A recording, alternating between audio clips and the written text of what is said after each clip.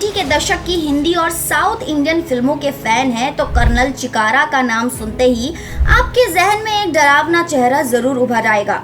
वही कड़क आवाज, लंबी चौड़ी कदकाठी और खलनायकी के वो झलक जिसे देखकर अच्छों के पसीने छूट जाए। जी हाँ, हम बात कर रहे हैं रामी रेड्डी की, जिन्होंने हिंदी और साउथ इंडस्ट्री में अपने दमदार अभिनय से विलन के किरदार को एक अलग ही मुकाम दिया। लेकिन क्या आप जानते हैं कि फिल्मों में अपनी दहशत से लोगों के दिलों में जगह बनाने वाले इस अभिनेता की असल जिंदगी बेहद दर्दनाक रही। आखिर उनकी मौत इतनी बुरी हालत में क्यों हुई? आइए जानते हैं उनके जीवन की पूरी कहानी, जो किसी फिल्मी स्क्रिप्ट से कम नहीं है दोस्तों। तो चलो चलते हैं कहानी की ओर। रामी रेड्डी का असली नाम गंगासानी रामी रेड्डी था। उनका जन्म 1 जनवरी 1959 को आंध्र प्रदेश के वाल्मीकिपुरम गांव में हुआ था। शुरू से ही उनका झुकाव पढ़ाई की ओर था और उन्होंने हैदराबाद की जाने माने उस्मानिया यूनिवर्सिटी से जर्नलिज्म में डिग्री हासिल की। जी हाँ, जो आदमी फिल्मों में बंदूक उठाकर लोगों की जान लेता नजर आता था, वो असल जिंदगी में कलम उठाकर समाज की सच्चाई लिखता था। रामी रेड्डी का सपना एक बड़े पत्रकार बनने का था, लेकिन शायद किस्मत को तो कुछ और ही मंजूर था। पत्रकारिता के दौरान उनका रुझान फिल्मों की ओर बढ़ने लगा। अपनी कदकाठी और दमदार आवाज के कारण उन्हें फिल्मों में काम मिलना शुरू हो गया।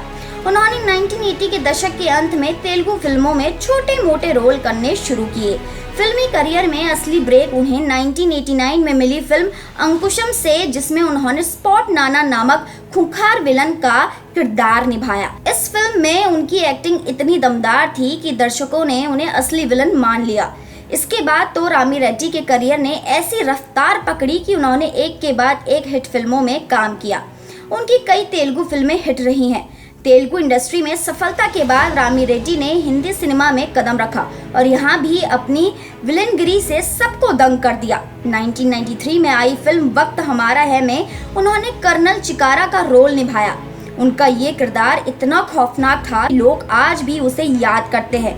इसके बाद उन्होंने दिलवाले, खुद्दार, अंगरक्षक, हकीकत जैसे हिट फिल्मों में खलनायक के किरदार निभाए।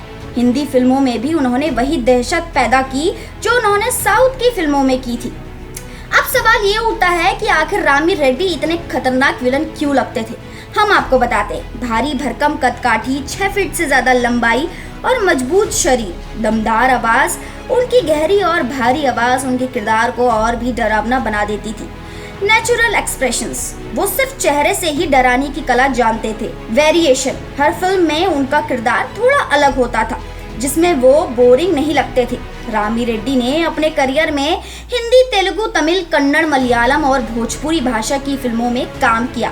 कुल मिलाकर उन्होंने 250 से ज्यादा फिल्मों में विलन रोल निभाया। जहां 90 के दशक में रामी रेड्डी का करियर बुलंदियों पर था, वही 2000 के दशक में उनका ग्राफ धीरे धीरे गिरने लगा। नए विलन फिल्मों में आ चुके थे, उनकी सेहत भी खराब रहने लगी। उन्हें लीवर और किडनी की गंभीर बीमारी हो गई। साल 2010 आते आते रामी रेड्डी की हालत इतनी खराब हो गई कि वो बिस्तर पकड़ने को मजबूर हो। एक समय जो आदमी 100 किलो से ज्यादा वजन रखता था, वो 40 किलो तक आ गया था। उनकी तस्वीरें सामने आई तो लोगों ने उन्हें पहचानने से ही मना कर दिया। धीरे धीरे हाथों की उंगलियां गलने लगी थी। हालत बहुत खराब हो चुकी थी। साथ ही साथ पैसों की तंगी भी आ गई थी। उन्होंने बॉलीवुड और टॉलीवुड में करोड़ों कमाए थे, लेकिन जब बीमारी आई तो इलाज के लिए पैसे तक नहीं थे। 14 अप्रैल 2011 को सिकंदराबाद के एक निजी अस्पताल में उन्होंने आखिरी सांस ली। आखिरी समय में उनके साथ कोई बड़ा स्टार नहीं था। उनकी मौत बहुत ही दर्दनाक थी। तड़प तड़प कर अकेलेपन में गुमनामी में मरे हैं वो। रामी रेड्डी की कहानी सिर्फ एक विलन की नहीं, बल्कि एक ऐसे इंसान की है जिसने संघर्ष किया, सफलता पाई, लेकिन अंत में हालात के आगे बेबस हो गए। फेम और पैसा हमेशा नहीं रहता। सेहत सबसे बड़ी दौलत है। बचत और प्लानिंग जरूरी है ताकि बुढ़ापा सुरक्षित हो। रामी रेड्डी भले ही इस दुनिया में नहीं है, लेकिन उनकी खलनायकी आज भी जिंदा है। जब भी 90s की फिल्में देखी जाती हैं तो कर्नल चिकारा और स्पॉट नाना का नाम जरूर याद आता है। तो दोस्तों, अगर आपको ये वीडियो पसंद आया तो इसे लाइक करें, शेयर करें और कमेंट करके बताएं कि आपको रामी रेड्डी की कौन सी फिल्म सबसे ज्यादा पसंद थी। और हाँ, चैनल को सब्सक्राइब करना ना भूलें।